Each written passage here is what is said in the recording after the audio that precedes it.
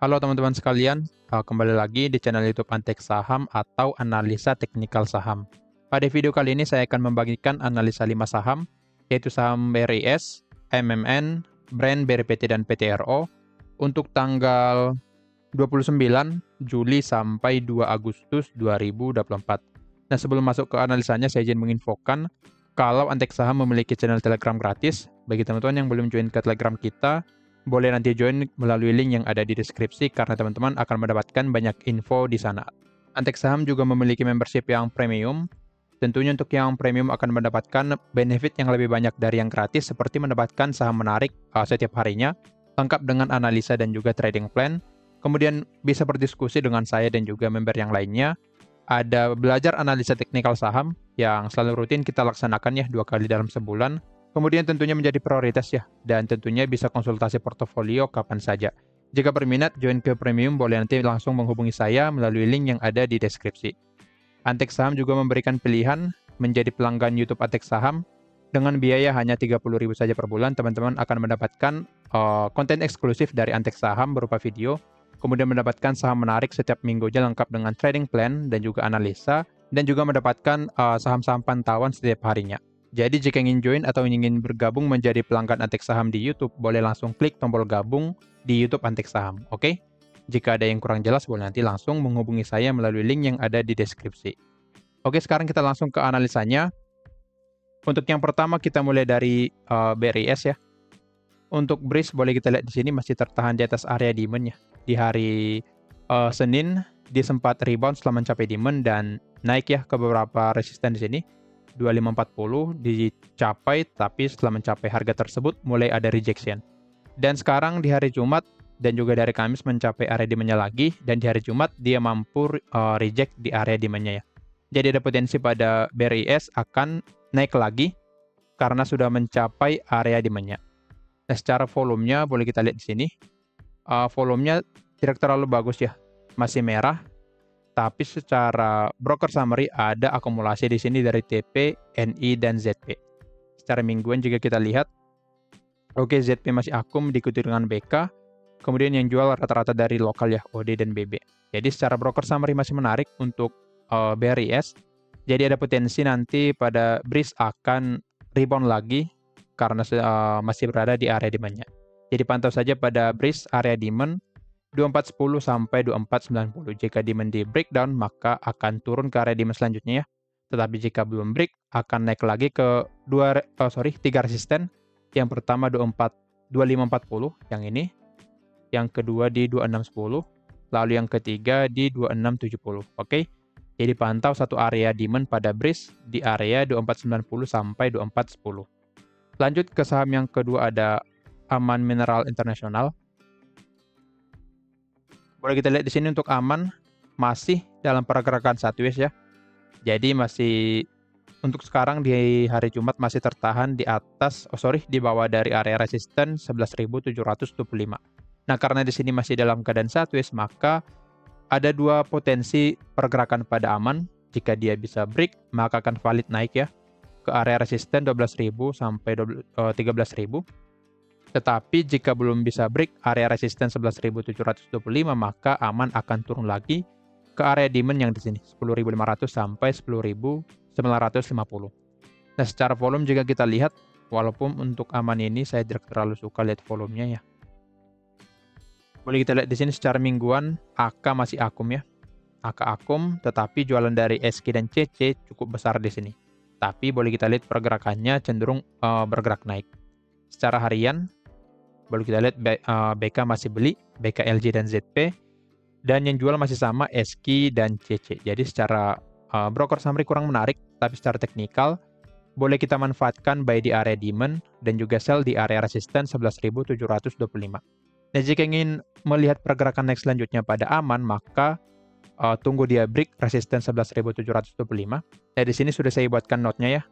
Valid break jika break resisten 11.725. Nah, jika bisa di breakout, maka Aman akan lanjut naik ke beberapa resisten di sini. Yang pertama 12.200 yang di sini. Yang ini ya. Lalu yang kedua 12.775. Lalu yang ketiga 13.225. Tetapi jika belum bisa break resisten 11.725, maka aman akan turun lagi ke area demand-nya. Nah, maka dari itu pada aman pantau satu resisten di 11.725. Oke, trading plan-nya belum ada karena belum valid breakout ya. Jika ingin beli, tunggu dia breakout dulu dan tunggu nanti dia retrace dulu sebelum nanti masuk pada saham aman. Oke, lanjut ke saham yang ketiga ada Brand. Oke, untuk Brand cukup bagus ya di sini. Dia mampu rebound di area support kita di 8350 dan reboundnya di hari Jumat ya dengan kenaikan 5%. Jadi sangat menarik untuk Brand karena bisa rebound di area support 8350. Jika kita cek untuk volume dari Brand, terlihat ya di tanggal 26 ada akumulasi dari DX dan CC, kemungkinan ini Pak PP ya yang nambah atau gimana, boleh nanti dicek lagi karena pada historinya pada saat di sini broker yang dipakai Pak PP untuk menambah kepemilikan dari DX ya kalau nggak salah. Boleh nanti dicek dan dikonfirmasi lagi di kolom komentar. Secara mingguan jika kita lihat ada distribusi dari KZ ya cukup besar di sini dan juga terlihat di indikatornya volume merahnya memang cukup besar di tanggal 19 Juli. Jadi ada jualan dari KZ yang cukup besar dan yang beli rata-rata dari BK, YU, dan CC ya. Oke, jadi secara broker summary kurang menarik jika kita tarik dari mingguan, tapi dari hariannya DX dan CC masuk kembali dan yang jual YP dan AK. Secara teknikal boleh kita lihat dia mampu rebound di support 8350 yang menjadi konfirmasi kalau Brand akan mulai bergerak naik lagi ya sampai ke area supply 9150 sampai 9500. Sekarang kita cek dulu time frame yang lebih kecil. Dari sini boleh kita lihat cukup bagus ya polanya, membuat pola agar high agar low. Dan secara daily tali ada resisten ya di sini. Resisten di 8850. Jadi untuk Brand supaya bisa valid bergerak naik ke area supply yang di sini, dia harus bisa break dulu resisten 8850. Jadi untuk Brand di sini saya buatkan note ya. Valid naik jika break 8850. Oke. Jadi jika ingin masuk pada Brand, tunggu dia break 8850 dengan target di area supply 9150 sampai 9500. Tetapi jika belum bisa break resisten 8850, maka Brand potensi turun lagi ke area supportnya. Tetapi menurut saya karena candle di hari Jumat ini cukup bagus, Brand potensi break resisten 8850 dan masuk lagi ke area supply-nya di sini. Jadi boleh pantau di hari Senin nanti resisten 8850. Jika di break maka akan lanjut naik, tetapi jika belum, Brand akan turun lagi ke support 8350. Nah, boleh nanti manfaatkan masuk di area support juga ya, support 8350. Jika ada rejection boleh masuk di area support tersebut. Oke. Jadi view saya pada Brand wait and see dulu sampai dia break resisten 8850 atau dia menandakan rejection di area support 8350. Oke. Untuk Brand seperti itu. Dan juga pantau area supply-nya. Selama belum bisa break area supply, dia akan cenderung turun lagi. Tetapi jika bisa break area supply yang ini, yang ada tanda S, dia akan cenderung naik lagi ke area 10.000. Jadi kita tunggu bagaimana reaksi Brand di area supply. Jika belum bisa break supply, maka Brand akan lebih cenderung bergerak turun nantinya. Oke, jadi pantau. Ada tiga area ya. Yang pertama supply, kemudian resisten 8850, dan juga support di sini. Ada satu support di 8350. Oke, jadi pantau ketiga area ini supaya bisa nanti mendapatkan area entry yang bagus pada Brand. Lanjut ke saham yang keempat ada BRPT. Untuk BRPT boleh kita lihat cukup bagus ya. Boleh kita lihat historinya dia sideways dari tanggal 17 Juli dan selalu mantul di area demand kita 1025 sampai 1045. Jadi menjadi terteknikal, menjadi menarik juga pada BRPT. Dia bisa rebound di area demand dan boleh kita lihat setelah mencapai demand dia cenderung naik ke area resisten 1090 sampai 1105. Jadi untuk BRPT karena sudah menandakan rejection di area demand-nya, maka view saya pada BRPT akan naik dulu ke area resisten di sini. Resisten 1090 sampai 1105. Oke. Jika kita lihat untuk broker summary dari BRPT di hari Jumat ada netral ya di sini, netral dari AK dan BK. AK dan BK mulai masuk kembali ya di sini. Yang dimana AK dan BK sebelumnya jualan, tapi di hari Jumat AK dan BK masuk lagi. Secara mingguan jika kita lihat, oke, NI, PD yang beli dan yang jual KZ dan MG ya, dengan volume yang cukup besar di sini. Jadi secara broker summary juga terlihat kalau ada distribusi di BRPT. Tetapi volume di hari dari tanggal 24, boleh kita lihat tanggal 24 mulai ada akum ya, tanggal 24 ada akum. Tetapi jika kita lihat tanggal 18 sampai 22 Juli ada distribusi memang pada BRPT. Oke, jadi volume 3 hari terakhir cukup bagus pada BRPT. Dan memang mulai nanti men-trigger adanya inflow lagi pada BRPT ini. Jadi untuk BRPT secara teknikal, jika masih bisa bertahan di atas area demand 1025 sampai 1045, maka sangat cocok untuk kita pantau. Dari sini untuk BRPT saya buatkan trading plan-nya, karena memang dia berhasil reject di area demand. Saya buatkan buy di area demand, stop loss di sini, lalu untuk TP1 di 1105. Oke, jadi saya antri dulu ya. Antri dulu di 1040. Ini saya buatkan trading plan-nya, antri 1040. TP1 di 1105. TP2 saya buatkan di 1135. Stop loss di 975. Oke.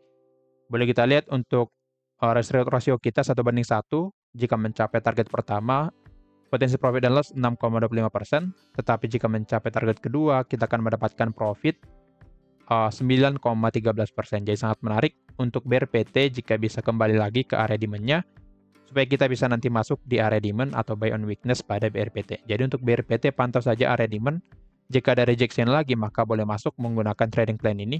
Tapi jika demand di breakdown, maka sebaiknya hindari dulu untuk BRPT, karena dia berpotensi turun ke dua support di sini, 1000 dan 980. Jadi pantau saja area demand di sini untuk BRPT. Oke, menurut saya untuk view-nya akan naik dulu, naik ke resisten lalu turun lagi ke area demand dan naik lagi nantinya, dan bisa break resisten 1105. Nah, di sini saya buatkan polanya seperti ini karena mungkin bandar butuh barang lagi ya, butuh akum lagi dengan sideways, pergerakan sideways di akum, dan setelah sudah cukup barang, dia akan break resistance 1105. Nah, maka dari itu pantau saja pada BRPT area-area yang sudah saya tanda di sini. Lanjut ke saham yang kelima atau yang terakhir, ada Petro. Untuk Petro boleh kita lihat dia ini turunnya setelah mencapai resisten 8625 sampai 8800, dan juga analisa kita di minggu yang lalu kan seperti itu. Karena dia sudah breakdown support ya, breakdown support trendline di sini, dan boleh kita lihat dia turun mendekati area demand 7725 sampai 8000. Jadi untuk PTRO menurut saya potensi rebound ya, potensi rebound karena area demand ini cukup kuat pada PTRO. Jadi untuk PTRO potensi rebound ke area resisten 8625 sampai 8800. Nah, sekarang kita cek dulu volume dari Petro. Nah, terlihatnya di sini kalau di hari Jumat dulu. Hari Jumat ada distribusi dari AK yang cukup besar ya, 2,1 miliar. Secara mingguan masih AK juga di sini yang jualan 6,8 dan yang beli SK, YU dan XA dan yang lainnya. Jadi memang secara broker summary kurang menarik. Berbeda dengan BRPT yang tadi mulai ada akum dan juga brand mulai ada akum di hari Jumat, tapi untuk PTRO di hari Jumat pun masih ada distribusi. Jadi untuk PTRO lebih kurang menarik ya. Jadi nanti dia potensi turun lagi, secara broker summary dia akan turun lagi ke area demand sebelum naik lagi ke area resistennya. Jadi menurut saya pergerakan pada PTRO akan lebih cenderung sideways di area demand yang ini 7725 sampai 8000, dan juga resisten di 8625 sampai 8800. Supaya PTRO bisa lanjut bergerak naik, maka harus break dulu resisten 8800 ini. Jika bisa di break, maka dia akan lanjut naik ke area 9400. Tetapi menurut saya karena baru juga breakdown trendline-nya, dia akan lebih cenderung untuk bergerak turun. Jadi pantau saja resisten 8625 dan juga 8800 yang di sini, dan juga area demand yang di sini. Pergerakannya menurut saya akan cenderung sideways di area demand dan juga di area resistennya. Oke, jadi boleh manfaatkan buy di sini ya, buy di area demand dan sell di area resistennya. Oke. Tapi jika ingin masuk, tunggu konfirmasi rejection, bisa dicek lagi time frame yang lebih kecil, misal time frame 1 jam, nah seperti ini. Tunggu dia break resisten 825, 8250. Jika bisa di break, maka boleh beli dengan target di area resisten yang tadi. Oke. Jika ingin masuk, tunggu konfirmasi lagi, dan perhatikan apakah demand ini di breakdown nantinya. Jika di breakdown, maka wajib keluar dari PTRO, karena jika demand tersebut di breakdown, Petro akan lanjut bergerak turun sampai ke area demand selanjutnya di sini, di 6550 sampai 6850. Jadi pantau area demand ini pada PTRO. Nah, kira-kira begitu analisanya. Disclaimer on, kalau analisa ini merupakan pandangan saya pribadi, bukan ajakan untuk melakukan pembelian atau penjualan pada saham-saham tersebut. Jika ada yang mau ditanyakan, boleh nanti ditanyakan di kolom komentar. Sekian dari saya, terima kasih.